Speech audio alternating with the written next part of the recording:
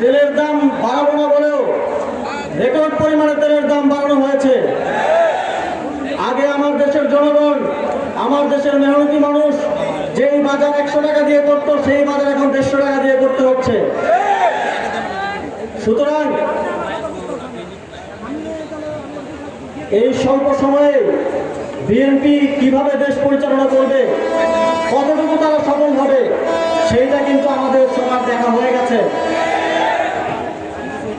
আওয়ামী লীগ অনেক অত্যাচার, অনিয়ম, অন্যায় করেছে।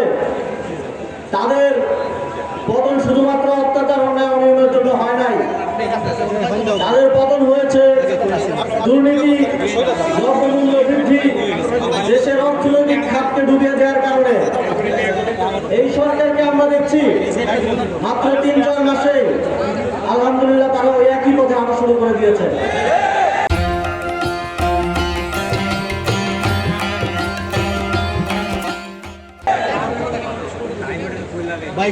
আমরা যদিও বারবার বলি যে আমরা সরকারকে সহযোগিতা করতে চাই দেশের স্বার্থে, কিন্তু সরকার যদি জনগণের বিরুদ্ধে অবস্থান নেয়, জনগণের প্রতিনিধি হিসেবে, বিরোধী জোট হিসেবে আমাদেরকে সরকারের বিরুদ্ধে দাঁড়াতে হতে পারে।